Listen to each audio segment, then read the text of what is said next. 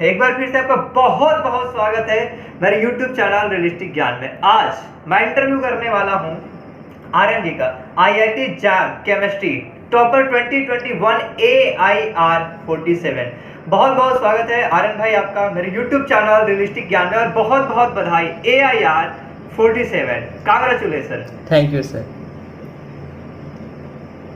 अच्छा आर्यन भाई, आप थोड़ा सा अपने बारे में इंट्रोड्यूस करो और किस तरीके से आपने जर्नी की स्टार्ट करी थी, सो दैट लोग जो भी हमें देख रहे हैं इस वीडियो के थ्रू वो जान पाए कि किस तरीके से टॉपर पढ़ रहे होते हैं, किस तरीके से जर्नी की बिगनिंग होती है। जैसे ही पहला लॉकडाउन लगा मार्च में, मैंने समझ गया कि ये लॉकडाउन लंबा जाने वाला है, इसको यूटिलाइज़ कर लेते हैं और अपनी प्रिपरेशन स्टार्ट कर दी मैंने तभी से। स्टार्टिंग में सेल्फ स्टडी करने की कोशिश किया और सोचा कि हो जाएगा, क्योंकि क्लास में मैं अच्छा परफॉर्म कर लेता था केमिस्ट्री में अपने एरिया में। जैसे ही प्रीवियस ईयर सॉल्व किया, पहला प्रीवियस ईयर मुझसे कोई क्वेश्चन नहीं हुए, तब समझ गया अब कोचिंग लेना पड़ेगा। जितना जल्दी कोचिंग ले लेंगे उतना सही रहेगा मेरे लिए। तुरंत कोचिंग ज्वाइन की, कैम एकेडमी का रिकॉर्डेड लेक्चर स्टार्ट किया और अपनी जर्नी स्टार्ट कर दी। अच्छा, एक चीज मैं नोटिस कर रहा हूँ, जैसे आर्यन भाई आप जो बोल रहे हो कि मैंने प्रीवियस ईयर को सॉल्व करा, उससे मुझे पता लग गया कि मैं कैपेबल इनफ हूँ कि नहीं, मैं कर पाऊंगा कि नहीं। तो अभी मैं जो भी वीडियो को देख रहे हैं उनके लिए एक लर्निंग यहाँ पे ये है कि आप प्रीवियस ईयर से चेक कर सकते हो कि मुझे नीड है कि नहीं कोचिंग की। आप क्या बताना चाहोगे आर्यन भाई कि हर किसी को नीड होगी कोचिंग की, और किस तरीके से चेक कर सकते हैं अपने आप को? नहीं, सबको नीड नहीं होगी। अगर आपके कॉलेज बहुत बढ़िया है, जैसे DU हो गया, BHU हो गया, उनको इतनी नीड नहीं होगी क्योंकि वो लोग हमेशा से एडवांस पढ़ते हैं उस लेवल का। अब मेरे एरिया की बात करें, महात्मा गांधी काशी विद्यापीठ में मैं पढ़ता हूँ, और यहाँ पे उतना कुछ हाई लेवल का नहीं है क्वेश्चन पूछने। इवन आज तक मैंने कोई न्यूमेरिकल तक सॉल्व नहीं किए होंगे पेपर के टाइम, पेपर लिखते समय। तो आप समझ सकते हैं कि यहाँ का लेवल कैसा है। और अगर आपका भी लेवल ऐसा है तो आपको कोचिंग जरूर करना चाहिए। अगर आपके कॉलेज DU जैसा है तो आप इतना सफिशिएंट होता है, उतना पढ़ा दी जाता है उन लोगों को। यस यस, जब आप बता रहे हैं ना कि आपके कॉलेज के अकॉर्डिंग भी वो डिपेंड कर रहा होता है, कई बार तो मैं ये बोलता हूँ आपके एटमॉस्फेयर के अकॉर्डिंग भी डिपेंड करता है, आप किस एटमॉस्फेयर में रह रहे हो। मे भी आपका कॉलेज बहुत अच्छा नहीं है, लेकिन आपके जो दोस्तों के आपने जो ग्रुप बना रखे हैं, या किसी ऐसे कम्युनिटी का पार्ट हो जहाँ पे लोग बहुत ड्रिवन है, बहुत अच्छे से पढ़ रहे हैं, उन्हें पता है यार मुझे जैम फोड़ना है, उस केस में आप बेटर परफॉर्म कर जाते हो। अब जैसा बता रहे BHU और DU वाला केस है, तो खुद मैंने BHU से पढ़ा हुआ है, तो BHU के अंदर तो बहुत कम बच्चे होते हैं जो कोचिंग करते हैं, एक दो बच्चा कोचिंग करता है, बाकी कोई कोचिंग नहीं करता, स्टिल बढ़िया रैंक फोड़ते हैं। रीजन भी कि एटमॉस्फेयर क्रिएटेड है, हर एक बच्चा ड्रिवन है, हर एक बच्चा IIT जैम की तैयारी कर रहा है, और हमारे जो सीनियर होते हैं हमको गाइड कर रहे होते हैं कि आप ऐसे ऐसे प्रिपेयर कर रहे होगे, तो ये एक प्लस पॉइंट हो जाती है। बिल्कुल। अच्छा, जैसे पहले लॉकडाउन से अपना प्रिपरेशन स्टार्ट किए थे, क्या उस समय आप ऐसा सोच लिए थे कि यार रैंक फोड़नी है? नहीं, वो सिंगल डिजिट या डबल डिजिट? नहीं नहीं नहीं नहीं, मैंने बस ये सोचा कि जितना हो सकेगा उतना नॉलेज गेन करना है मुझे, क्योंकि इन लास्ट नॉलेज इंपॉर्टेंट है। रैंक आए ना आए वो इम्पोर्टेंट नहीं है, नॉलेज आ गई है वो इम्पोर्टेंट है। अगर नॉलेज इंसान के पास है, वो बंदा कभी भूखा नहीं रहेगा, ना उसको कभी पैसे की प्रॉब्लम आएगी। तो नॉलेज ले लो, रैंक आती रहेगी, जाती रहेगी। अच्छा आर्यन भाई, मैं इस चीज से थोड़ा सा कॉन्ट्राडिक्ट करता हूँ। कई बार को बहुत सारे लोगों के पास में बहुत सारे नॉलेज होती है, बट यदि आपकी सोचो, आप अपना ही केस ले लो, यदि आपकी रैंक इतनी बढ़िया नहीं होती तो क्या मैं आपका इंटरव्यू कर रहा होता? एक अपॉर्चुनिटी मुझे लगता है कई बार को लैग कर जाती है। जस्ट यदि नॉलेज है बट वो उसका आप कह रहे सही तरीके से इम्प्लीमेंटेशन नहीं कर पा रहे हो, तो आई वुड से कि नॉलेज के यदि बहुत अच्छे से आप इम्प्लीमेंटेशन कर ले जा रहे हो, मे बी कि आप जैसा बोल रहे हो कि रैंक आ जाएगी, ठीक है, आई एग्री कि एक बार नहीं आएगा आपका, अगली बार आ जाएगा, लेकिन इम्प्लीमेंटेशन इज द की। मैं ये भी बोलना चाहूंगा साथ में, क्या आप एग्री करते हो इस बात से? बिल्कुल एग्री करते हैं। तो अच्छा आर्यन भाई, आप ये बताओ कि जैसे कि आपने कोचिंग करा, तो कोचिंग के अलावा कोचिंग को आपने किस तरीके से लिया? कई बार को जैसे मैंने ये नोटिस करा, मैंने खुद ने ये प्रॉब्लम फेस करी है कि कई सारे ऐसे एरियाज होते हैं जहाँ पे इंटरनेट कनेक्टिविटी बड़ी अच्छी नहीं जाती है। कितना आप इजीली एक्सेस कर पा रहे थे उस कोचिंग को? किस तरीके से शेड्यूल अपने बना रखे थे पढ़ाई के लिए आप? देखिए सर, मैंने तय कर लिया था कि एक चैप्टर फिजिकल का, एक चैप्टर ऑर्गेनिक और एक चैप्टर इनऑर्गेनिक मुझे डेली लेके चलना है। अब चाहे उसमें 1 घंटा लगे, 2 घंटा लगे, 6 घंटा लगे, 8 घंटा लगे, मेरा जो आज का टारगेट है मुझे वो कवर करना है तो करना है। अब वो चाहे जितना टाइम ले ले मेरा आज। मतलब आप टारगेट सेट कर लिए थे कि ये वाली टारगेट मुझे आज हाँ हिट करनी है कैसे हाँ भी। बिल्कुल। तो इस तरीके से तो आर्यन भाई आप लाइक कि एक लेक्चर कंप्लीट कर रहे थे कि ऐसे कई सारे लेक्चर्स आप देख रहे थे एक दिन में, जैसे एक फिजिकल का हो गया, एक लेक्चर देख रहे थे कि एक चैप्टर फिनिश कर रहे थे? नहीं नहीं, एक लेक्चर, एक लेक्चर। एक लेक्चर आप फिनिश हाँ कर रहे थे, उसको मतलब इन डीप जितना आप समझ सकते हो हाँ उतने डीप में उसको समझ रहे थे हाँ। आप। अच्छा, आप जैसे आपने बताया ना मैं घंटे के ऊपर नहीं फोकस कर रहा था, फिर भी मैं एक क्वेश्चन आपसे पूछता हूँ ऑन एन एवरेज, क्योंकि कई बार को लोग जानना चाहते हैं कि यार ये टॉपर पर्सन है, तो ऑन एन एवरेज ये कितना डिवोट कर रहे थे स्टडी को, और एक आपके जैसा एक नॉर्मल एक एवरेज स्टूडेंट हो जो महात्मा गांधी काशी विद्यापीठ जैसे स्कूल के अंदर कॉलेज के अंदर पढ़ रहा हो, तो यदि कितना टाइम डिवोट करता है तो एक अच्छा रैंक परफॉर्म कर सकता है? देखिए, स्टार्टिंग में मैंने 6 घंटा दिया अपना, फिर जैसे जैसे टाइम आता गया मैं कंटिन्यूटी बनती गई। अब मैं 6 घंटा को 8 घंटा कर सकता हूँ, 8 को 9 घंटा। और जैसे ही जुलाई अगस्त सितंबर आया मेरी पढ़ाई 10 घंटा होने लग गई। फिर दिसंबर जनवरी और फरवरी 11-12 घंटा अपने आप होने लगता है, क्योंकि अब फिर बोरियत महसूस नहीं होती है ना, क्योंकि अब रिवीजन करना है बस। जितना ज़्यादा रिवीजन कर सकते हैं फिर उतना कम टाइम लगता है और उतना जल्दी सिलेबस कवर होने लगता है, इसीलिए।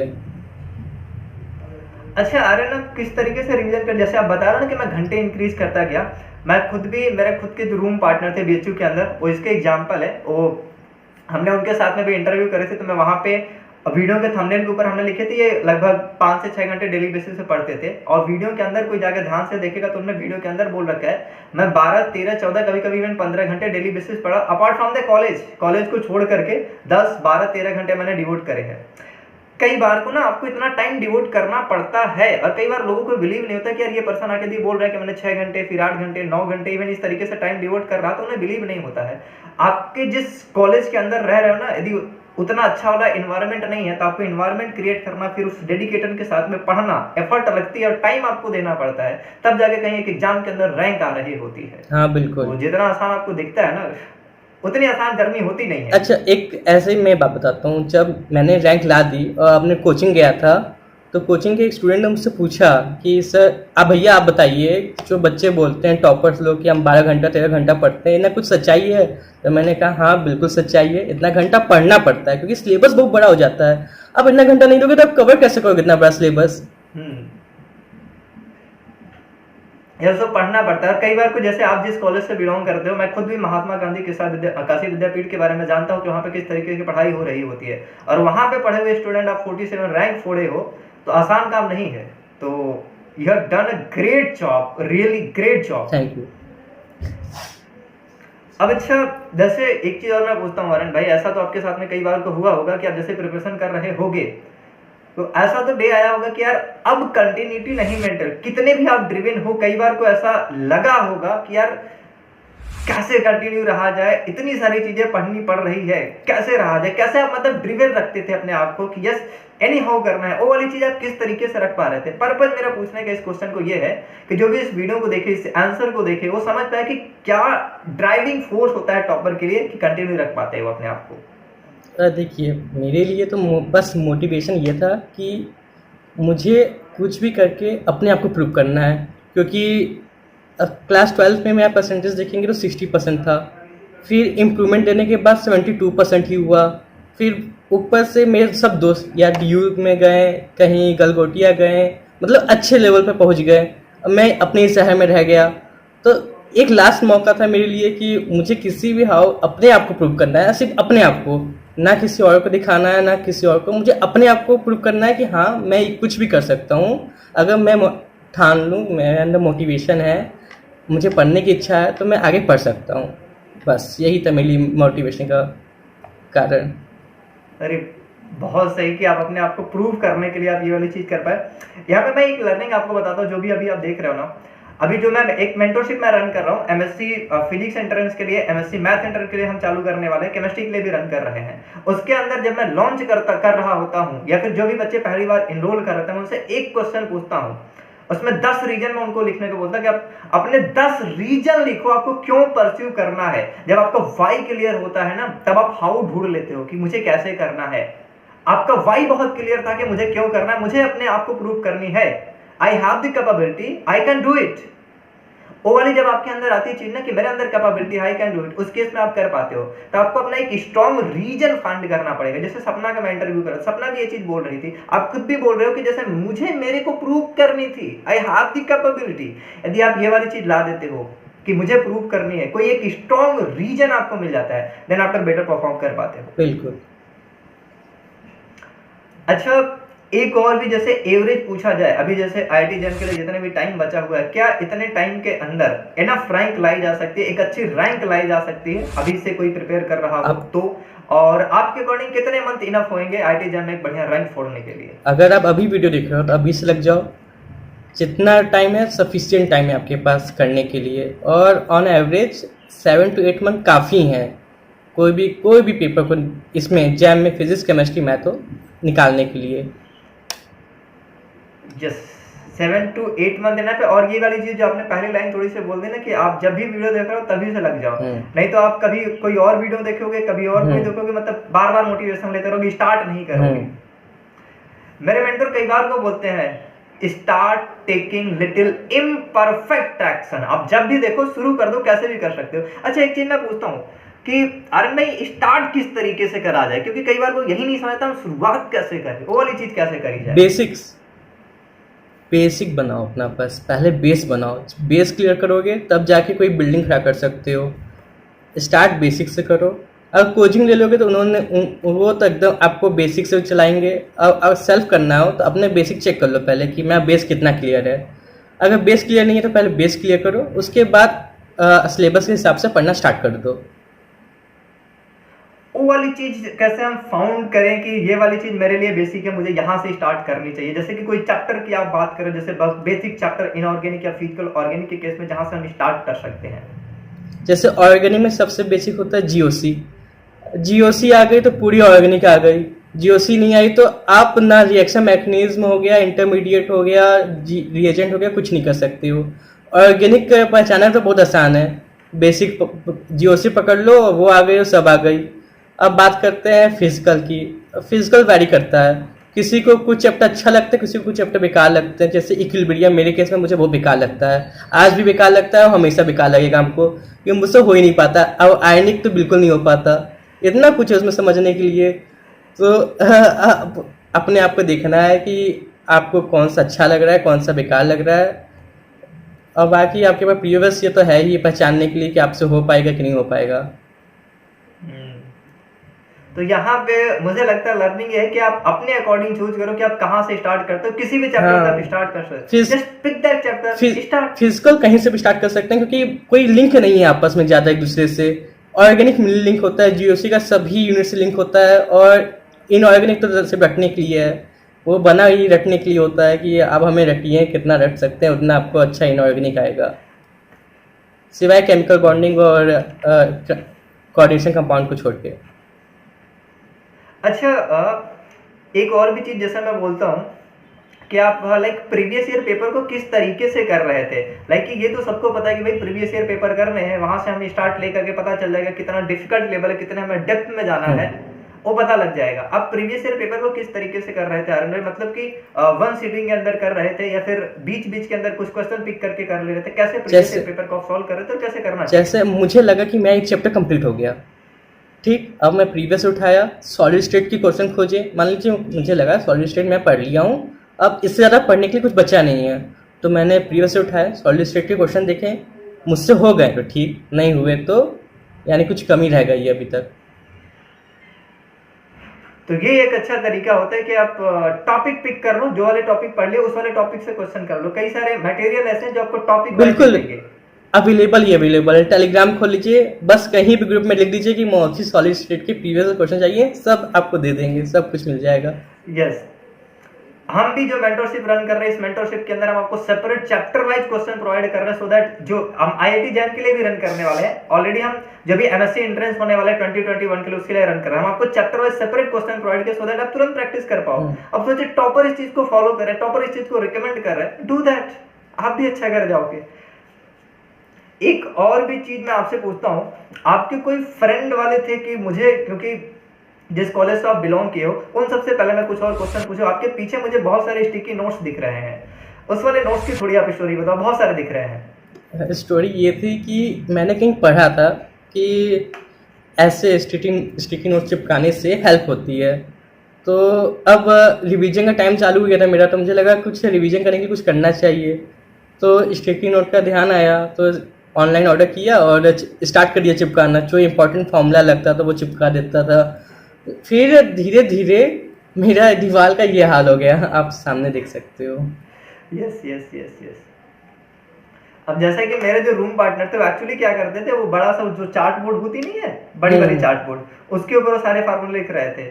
तो जब भी उनका सुबह में कभी उठते, कभी मन करता कुछ नहीं, सुबह उठे तो उधर ही देखने लगना कि यार ये लड़का करता क्या रहता है। तो कई बार को रिवाइज करने का ये भी तरीका होता है। आपने स्टिकी नोट वाला तरीका फॉलो किया, उन्हें एक पूरा चार्ट के ऊपर लिख करके चिपका रखा था, तो आप ये तरीके फॉलो कर सकते हो। स्टिकी नोट में एक एक्स्ट्रा बेनिफिट हो जाती है कि आपको छोटे में मिल जाता है, वहां पर लिख सके, आप लिख के चिपका सकते हो, वो बहुत ईजी हो जाता है। तो ये वाली चीज आपने बहुत अच्छी फॉलो करी। आई वुड रिकमेंड यू कि आप सभी जो भी आप देख रहे हो ये वाली टेक्निक फॉलो कर सकते हैं, फॉलो इट यार, बहुत अच्छा होएगा आपके लिए। अच्छा, जैसे कि मैं पूछने जा रहा था अरन भाई आपसे कि आपके जो फ्रेंड थे किस तरीके से आपको अफेक्ट करे थे, लाइक कि आपके फ्रेंडों में कोई ऐसा एनवायरनमेंट था कि वो लोग प्रिपेयर कर रहे थे इस चीज की, अदरवाइज आप अकेले थे जो प्रिपेयर कर रहे थे? अपने एरिया में तो मैं अकेला था, कोई साथ नहीं था प्रिपेयर करने के लिए। बस बाकी फ्रेंड मोटिवेट हमेशा करते थे, कहते कि भाई तुम निकाल लोगे, इतना पढ़ रहे हो, तुम निकाल लोगे। वो हमेशा होता था मेरे साथ, लेकिन कोई साथ नहीं था प्रिपेयर करने के लिए। मतलब कि वो डायरेक्ट इन्वॉल्व नहीं थे, हाँ। बट वो आपको पुश कर रहे थे कि आप कर सकते हो। बिल्कुल। अच्छा अरन भाई, आप एक और भी चीज बताओ, जो आप बुक फॉलो कर रखे हो apart from your study material, जो भी कोचिंग ने प्रोवाइड कर रखा लेक्चर, जो भी आप नोट्स बना रखे हो, उसके अलावा आप कौन कौन से बुक फॉलो कर रहे थे? इन शॉर्ट यदि आप बता सकते हो, it will be much better. Organically Clayton, inorganically तो सिर्फ कोचिंग नॉट सफिशिएंट है, क्योंकि इनऑर्गेनिक बहुत लंबा है। अगर आप बुक फॉलो करने जाओगे तो नहीं हो पाएगा। आप सिर्फ पी ब्लॉक पढ़ते जाओगे, 6 महीने आपके निकल जाएंगे सिर्फ पी ब्लॉक पढ़ने में। और फिजिकल के केएल कपूर या फिर पूरी शर्मा पठानिया। अच्छा, अभी आप क्या प्लान कर रहे हो अरन भाई कि आपको आगे क्या करनी है? मतलब अभी तो आप आईआईटी जाके अंदर एमएससी कर रहे होगे, उसके बाद आपने क्या अपनी प्लान कर रखी कि मुझे ये चीजें करनी है? मुझे देखो, इसका पूछने का पर्पज आर्यन ये है कि सो दैट जो भी देखे आप वो थोड़ा सा आइडिया ले पाए कि किस तरीके से प्लान करते हैं जो टॉपर पर्सन होते हैं। मुझे नैनो पार्टिकल में रिसर्च करने का बड़ा इच्छा है, तो मैं उसी में जाऊंगा, अपने फील्ड सोचूंगा पीएचडी करने के लिए। सही सही, बिल्कुल सही है। अच्छा, अभी जो भी देख रहे हैं इन क्विक, उनको कोई आपको टिप्स देनी हो, कोई गाइडेंस देनी हो कि उनको ये चीजें करनी चाहिए, जो भी अभी इस वीडियो को देख रहे हैं टिल एंड, यदि आप उनको कोई टिप्स देना चाहो, कोई गाइडेंस देना चाहो, क्या बताना चाहेंगे? क्या लास्ट मैसेज उनको देना चाहेंगे आप? टाइम सफिशिएंट है, अभी बैठ जाओ और सिर्फ नॉलेज गेन करने के लिए पढ़ना। जितना नॉलेज ले सको उतना नॉलेज गेन कर लेना। रैंक आए ना आए, क्योंकि आखिर में गेट सीसा नेट गेट देने के लिए हम सबको साथ में बैठना है। तो ज़रूरी नहीं है जैम क्लियर नहीं हुआ तो हमसे कुछ नहीं हो सकता। अरे नॉलेज गेन कर लो, गेट सीसा नेट में हम सब फिर से मिलेंगे, फिर से वही कंपटीशन होने वाला है। तो इतना सीरियस नहीं लेना है कि नहीं हुआ हमसे जैम तो हम कोई लायक के नहीं है, ये सब मत सोचना, कोई भी मत सोचना। यस, ये वाली जो आपने बोली है ना कि अभी आपको आगे भी एग्जाम देने हैं, अभी मेरे खुद के जानने में ऐसे कई सारे लोग हैं, जैसे मेरे एक सीनियर भैया थे, खुद प्रिपेयर कर रहे थे, इतना एफर्ट दिए थे, डेली बेसिस पे कई घंटे पढ़ते थे। मैं उनके रूम में जाता था, कभी क्लेटन पढ़ रहे, कभी पॉल वाई ब्रूस पढ़ रहे, कभी पूरी शर्मा पठानिया पढ़ रहे, कोई से बुक को पढ़ते रहते थे। लेकिन अनलकीली उनका जैम में अच्छा नहीं हुआ, वो बीएचयू के अंदर अगेन एडमिशन ले लिए, बीएचयू में ही पढ़ने लगे, एमएससी बीएचयू से करने लगे, बीएचयू में उनकी 4th रैंक आई हुई थी, बीएचयू में भी पढ़ने लगे। अगली बार पहली बार जो एमएससी फर्स्ट सेमेस्टर था उनका, फर्स्ट सेमेस्टर में नेट में अपीयर हो गए, उनकी AIR 49 आ गई। तो ऐसा नहीं कि आप जो नॉलेज गेन किए वो काम नहीं आएगा, ऑलवेज जो काम आएगा ही आएगा, जैसा कि आप बता रहे हो। डेफिनेटली। अब एक और भी चीज मैं अपने से बताना चाहता हूं कि जो भी अभी इस वीडियो को देख रहे हैं, पहले तो अरुण भाई आपका बहुत बहुत धन्यवाद, बहुत बहुत शुक्रिया कि आप इतना टाइम निकाले हो इन सब की हेल्प के लिए, सो दैट ये इस वीडियो से कोई इन्फॉर्मेशन ले पाए, उस इन्फॉर्मेशन को यूज कर पाए अपनी स्टडी के अंदर। तो thank you so much Arun भाई।